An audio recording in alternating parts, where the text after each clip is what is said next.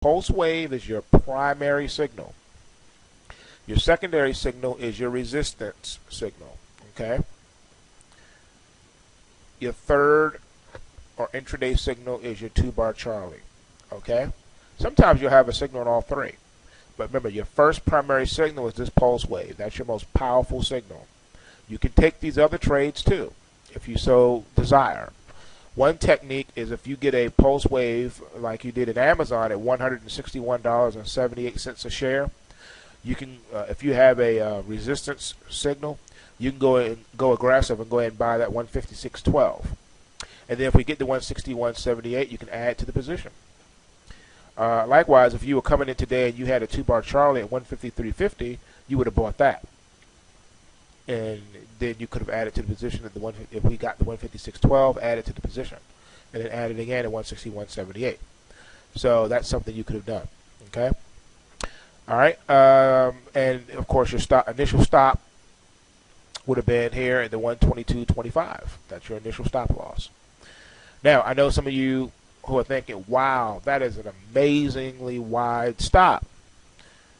You need to have stops. You got to trade with stops. You need to trade with. You need to base your money management based on money management. If the stop looks too wide to you, then don't trade that market. That means that security is too volatile for you, and you don't need to be in it. The system is the system, and you don't second guess it. You do exactly as it instructs you to do. That's how money is made on Wall Street. All right. Now, looking at Amazon again, another example, we see that we don't have a positive swing VIX, so we don't have to worry about that. The trend is up. We don't have any bot checks, and we do have bullish momentum on our side. So, excuse me, that's a good trade. Let's take a look at a non-pulse wave trade for the day. Let's scroll down here. See if we can find something. Okay, here we go.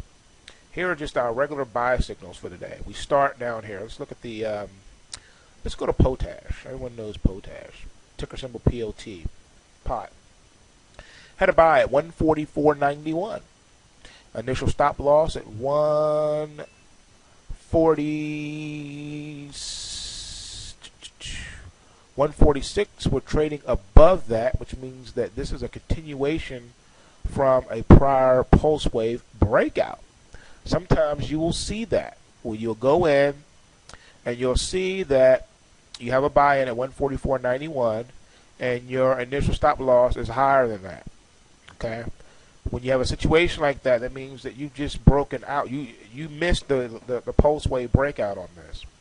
So what you're doing in this current situation is you have to say to yourself, okay, how am I to take advantage of this? Well, the first thing you want to do is you always set reasonable stops in stocks where you can hold the position.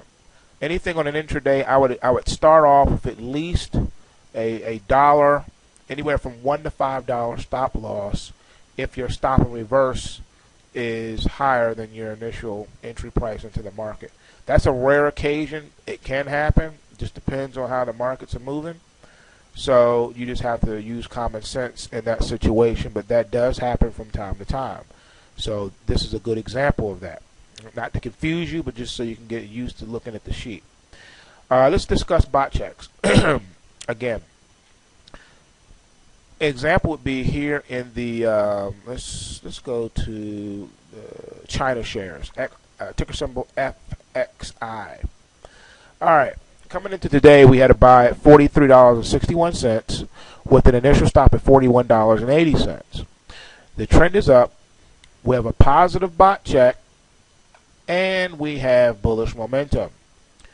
Because the trend is up, and we have a 1 in the bot check field, that means that there is some possible selling pressure that could be entering the market. All right. If this market were going to reverse for sure today, and meaning that the upward trend is somewhat exhausted or some profit taking on a pullback, then you would have had a confirmation here that was going to happen. But you don't have that. So here in the bot check field, you want to take caution and understand that if you are triggered at your $41.80, that is a stop and reverse, you're going to want to go ahead and have a ticket ready to sell short at $41.80 if that happens. All right. And then if you're filled on the short sell, you'll go ahead and put your stop at your post-wave resistance at 42.66. That's how you trade when you're going to sell short the market. You will notice that there is a long bias in the spreadsheet. There's no sell signals in the spreadsheet. And that's done on purpose and for a reason that we will have to get into at a later date. Just suffice it to say, this is the new spreadsheet.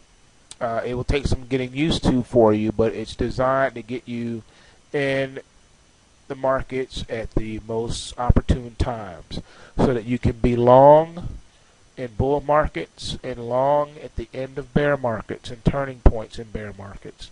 It's always designed so that you can always find an entry point to buy something somewhere. All right? That's what it's designed to do. And for those of you who know how to sell short securities, it's a built-in mechanism in there for you too. But for the most part, you're always looking for buying opportunities. Even on the May flash crash was great buying signals and buying opportunities the following day and the days preceding that. So remember, there's always going to be an opportunity. Even after 9/11, there was amazing buying opportunity. Anyone who was able to buy that really made a killing in the months following that. So even if there is a crash coming, the market's not going to stay down. It will recover. And even in that, nothing just falls straight down or straight up. There's going to be opportunities to buy even in that process. So all I can say to you is this is a trader's environment. Learn to trade the markets. Learn to have stomachs of steel. And take what you can and give nothing back.